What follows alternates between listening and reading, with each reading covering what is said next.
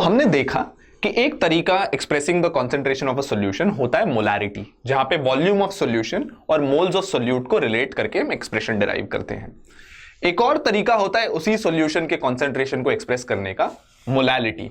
The difference is that वो molarity with an R था और ये मोलालिटी विद एन एल है, so these two are different things even they sound similar. Molality किसी भी solution का डिफाइन होता है as moles of solute present per unit mass of solvent. मतलब आप 1 किलो सॉल्वेंट ले लो, राइट, उस 1 किलो सॉल्वेंट में कितनी मोल्स ऑफ सॉल्यूट एडेड है, इसका मेजर होता है molality.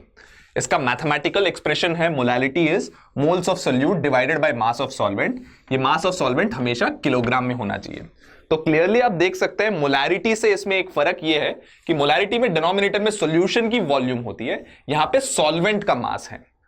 Because of the nature of this expression molality की यूनिट होगी moles per kilogram, moles of solute पर किलोग्राम ऑफ सॉल्वेंट, जिसको स्मॉल m से अब्रीविएट किया जाता है। अब आप सोच रहे होंगे कि मोलालिटी डिफाइन करने की जरूरत ही क्या है। अगर आप नोटिस करें मोलालिटी के एक्सप्रेशन में ये जो दोनों टर्म्स हैं, मोल्स ऑफ सॉल्यूट और मास ऑफ सॉल्वेंट, मोल्स और मास दोनों टेम्परेचर पे टेम्परेचर की वजह से बदलते नहीं है। मोलारिटी में डिनोमिनेटर में वॉल्यूम था और किसी लिक्विड का वॉल्यूम अलग अलग टेम्परेचर्स में फ्लक्चुएट हो सकता है। तो अगर आप किसी सॉल्यूशन का कंसिस्टेंट कॉन्सेंट्रेशन देखना चाहते हैं तो molality is a better measure. तो टू अंडरस्टैंड कि मोलालिटी कैसे कंप्यूट होता है, here is a small example. अगर मैंने 5 मोल NaCl लिया, उसको 1 किलो पानी के साथ मिला लिया, तो सॉल्वेंट मेरा होगा पानी एंड NaCl मेरा होगा सोल्यूट। तो इसकी मोलालिटी होगी as per this definition 5 moles of solute divided by mass of solvent. Solvent यहां पानी है, so 1 kilogram of solvent which is 5 moles per KG, जिसको मैं अब्रीविएट करके 5 मोल लिख लेता हूं। सो आई होप आप क्लियरली समझ गए कि मोलालिटी को हम कैसे कंप्यूट करते हैं। तो मोलालिटी समझने के लिए एक छोटा सवाल है आपके लिए। मान लीजिए मैं एक सॉल्यूशन बनाता हूं NaOH का, using the same example that we saw earlier. 80 gram NaOH लेता हूं, बट इस बार मैं उसको 400 ग्राम पानी के साथ मिलाता हूं, right. So assume that water is the solvent here. तो इससे कुछ तो सॉल्यूशन बनेगा। मैं चाहता हूं कि आप वीडियो को पॉज करें और इस सॉल्यूशन की मोलालिटी निकालें।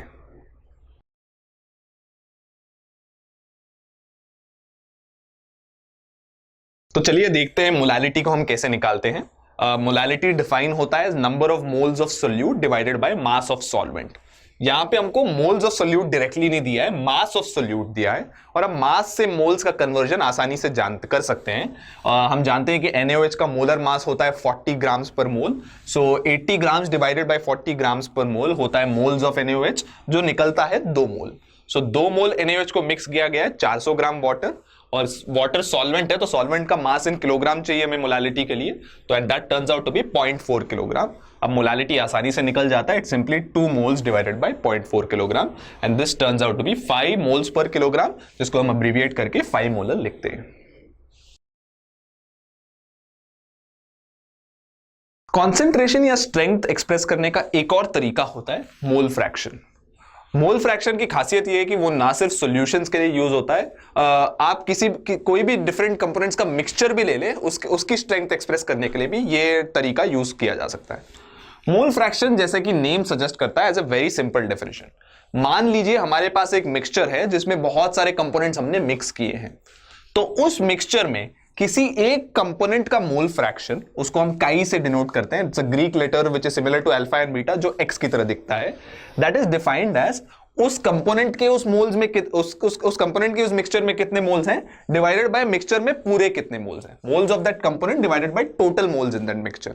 सो टू अंडरस्टैंड दिस मैथमेटिकली, मान लीजिए हमारे पास 3 कंपोनेंट्स का मिक्सचर है, ए, बी और सी।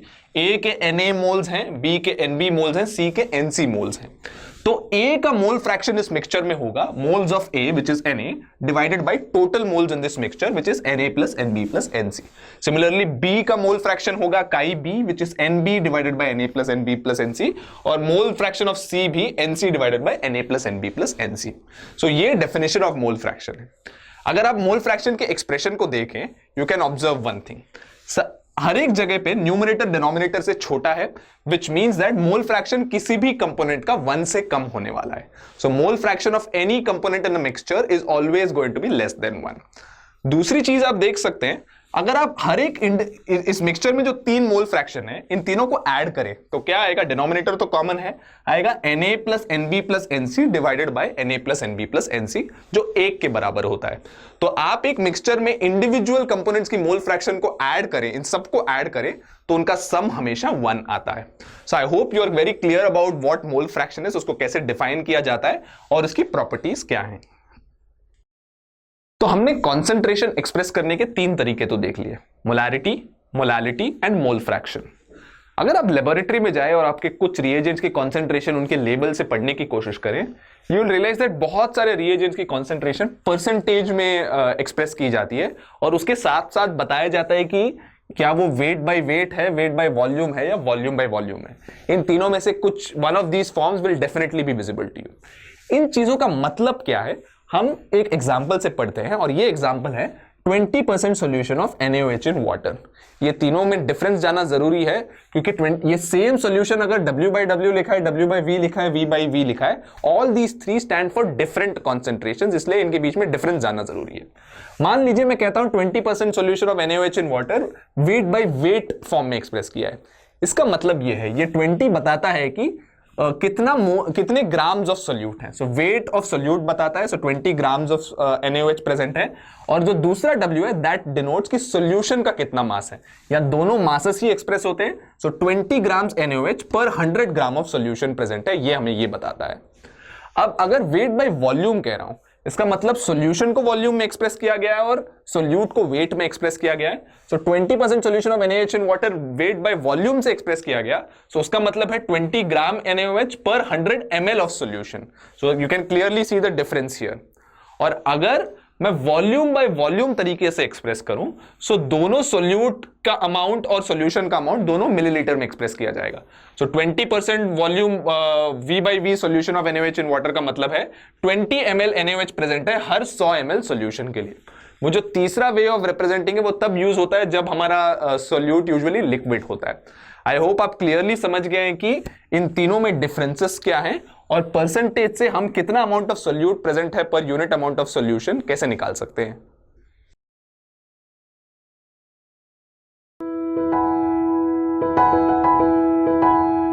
There are exactly 6 atoms. Now we will put x equals to pi/2, which gives us y is equals to 0. Now over here, I have filled this cone up to its brim.